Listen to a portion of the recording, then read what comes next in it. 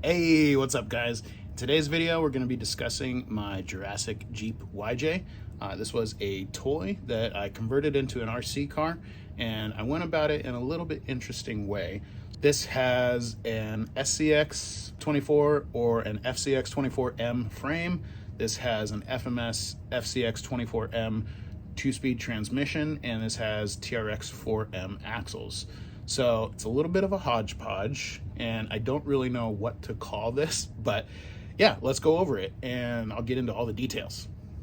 All right, so as you can see here, Jurassic Park Jeep has definitely been in better condition.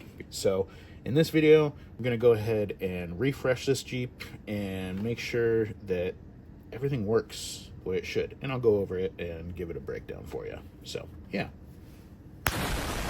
Okay, welcome back. This was a toy body that I got from eBay. I actually got it in a 2-pack. I got this and the Explorer body. Definitely learning a bit more about scale as I build some of these toy bodies. So this one ended up being more around 18th scale, but that's okay. I mean, it's a little bit bigger and wider, and that's why I ended up going with the Trx4m axles. So it just seemed to fit the truck a little bit better. All right, so we're gonna go ahead and go through the truck. Like I said, this was a toy body that I got. Here you can see the underside of it, magnet mounts, inside of it. Went ahead and tried to match some of the movie details. I'm not in love with the green, but that was the interior color from the movie. So it's just kind of a chore in, what to get right and what to take some artistic liberty on. Like the bumper and the winch, none of that works, but it all hides the servo when the body is put on. This body was a little bit interesting to adapt. You can see here I actually had to go through and paint match some of the stuff. I went ahead and added the fender flares from an FMS Tacoma model. I'm gonna go ahead and put up some pictures on the screen here of some of that process because I really enjoyed it. Same with the winch and getting all the little details to make it look like the movie.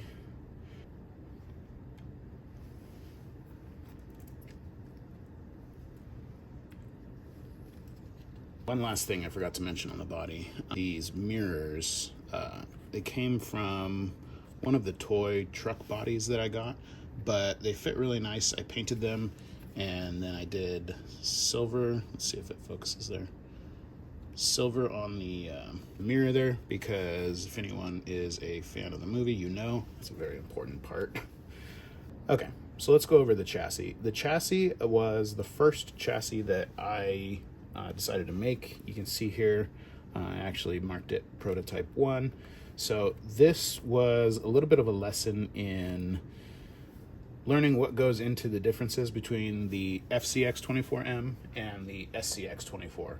Same chassis design and bolts, except for the FCX24M has a little bit different skid and transmission layout. So what that does is that bumps the lower link mounts down a bit, and what I noticed was on the FMS truck, the frame still goes along the upper part here like a normal SCX frame does, so these 4 bolts, and then I went ahead and included this lower section in my frame so I can go ahead and run the bolts for the lowers into the skid and make sure that that's like a double shear bolt application there. Okay, so let's move on to axles. So axles were the Meus Trx4m axles. I noticed the gearing was similar to the FMS axles that I originally had as part of this project. So I built this back before I had much experience with different axles. I noticed the gearing was similar for this, so I was like, in my brain that made sense. I was like, yeah, let's keep it close. But basically I was able to utilize the FMS FCX24M 2-speed transmission, and I have it turned backwards here. And this is actually probably a better viewpoint for you. So I think I have this turned backwards from where it comes factory in the stock location. And then here you can see I have the Injora purple motor. It's a simple little, $16 or $13 brushed motor that I've had pretty good luck with. But yeah, the transmission is really the major difference in this vehicle. The transmission and the axles, I should say. And then it has the stock FMS Scx24m remote, receiver, and ESC. So that powers the motor just fine. And with the 2-speed, I actually have a lot more wheel speed in this vehicle than I need. When I built this, when I put it together the first time, I was a lot more concerned with top end speed than I was with low end crawl speed. So for me, as long as it crawled, I was happy. I just needed it to be faster in the 2-speed configuration, because that's when I get together with friends, we end up, everything turns into a little bit of a rally race anyways. So it's not a crawl fest when we get together. So I'm trying to work on them with that, and we're trying to get to the point where we're all crawling together. It's a lot more fun to just kind of bash around and, see how quick these things can go. So I went ahead and did different shock towers, different shock mounts for the frame, because I noticed when I put everything on there, I really wasn't getting the suspension travel and flex that I wanted to. So extended the shock mounting points and extended the shocks. I really want a lot of flex, and then I want to limit that flex to exactly where I want it. So on this one, using traditional coilovers with springs, you can see I have the rubber band set up here. That keeps each end of the axle more or less sucked up into the frame. And then with the rear here, you can see that the rubber band focuses around the center of the rear. It's kind of what I like in the rear. I like having that pivot point. So again, going back to flex, I've never been in a situation where I've had too much flex. You can limit your flex where you want it to go. You can definitely be in scenarios where your vehicle can flex into where you don't want it to, but that comes down to driving and technique and style. So for me and my style, I like having the option to have a lot of flex, and I like to control that flex and where it goes. So ideally, I like the vehicle to be at the weight point and the suspension point where all 3 tires will stay planted and 1 tire will accommodate for whatever terrain we are going over. So just when you get to that point where it starts pulling up the front wheel, that's what I kind of don't want. I don't want it to pull up. So ideally, you would keep flexing, and the weight of the other 3 tires and the chassis will keep that 4th wheel planted. It's a little bit of my ideology behind suspension setup, but I tend to like it, and again, it just goes back to your driving style. Okay, so the axles, like I said, we went with the Trx4m axles, and I went ahead and flipped the gears in the front. This is only for this specific scenario because I'm using a 2-speed transmission from the Scx24m, and with that transmission we have counter-rotating drive shafts. So that means this drive shaft rotates one way, this drive shaft rotates the other way. I took the diff cover off and I remeled out some of the inside of the axle housing, and then I went ahead and flipped the gears and made sure there was clearance inside for everything to move smoothly. The Trx4m axles and adapting those to the Scx24m platform. So this, don't mean to touch that. This is the gear that I'm gonna try and flip, and I just needed clearance a little bit of the housing here. You can see that I'm pointing out, and the gear should flip just fine. That's a clear piece of plastic that I ended up super gluing over there. So you can actually see the gears inside as it turns, which is kind of cool. Little view hole. I will say I don't know how waterproof that is. Just something to keep in mind anytime that you do go through water. Really want to make sure that everything is dried out afterwards. Okay, lastly, I've tried so many different wheels on this truck. I'm content with these for now. So this will stay on for now. I think it has a good look. I do like the white painted lettering on the tires that I did for this as well, so makes it a fun look. And then when you get it all together, it's not perfect mesh for the film, so I'll go ahead and put up a couple reference photos here. But yeah, I mean, it's getting close. My view with this truck is the park were still open today. How would they upkeep their vehicles? Realistically, those trucks would have a performance lift of some kind. They'd have beefier tires, bead locks. That's the vibe that I'm shooting for. So if the park stayed open and operational, what would the vehicles look like today? So one other aspect I wanted to talk about with this build was some of the difficulty that I had with adapting the Trx4m axles to an SCX or an FCX platform. None of the connections are the same. So all of the rod ends that I had to do on the frame side here, I had to do that custom. Went with Trx4m high trail links, and then I used the normal rod ends that came with it for the shock mounts and for everything that was bigger, right? So I believe those are M2 rod ends, and then I had to drill out all 4 of these, or all 8 of these actually, anything that connects to the frame end. I had to bore them out and then super glue and then thread these in. But it was a very, I don't trust the threading, to be honest. So eventually I will probably have to do, I'll probably just make my own links with M2 rod ends on this side and then SCX rod ends on this side. Or to do it again, that's how I would do it now. Back when I built this, I didn't really know what I was doing. So I kind of had to improvise and adapt and make it work. All right, so yeah, let's go outside and get some rolling shots of it, shall we?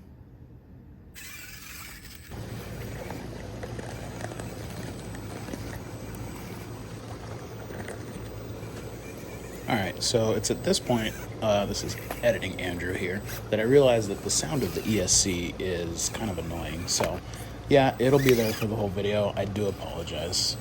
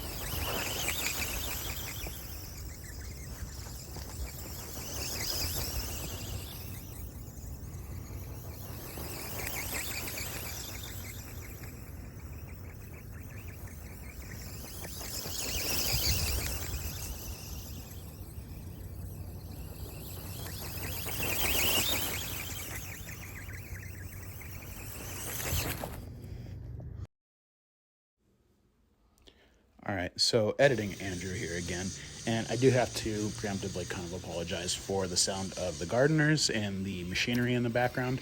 I didn't really realize it when I was recording, and I could mute the clips, but I also kind of want you guys to hear the rig. So yeah, I apologize for the noise. I'm gonna try and turn the volume down in the video a little bit.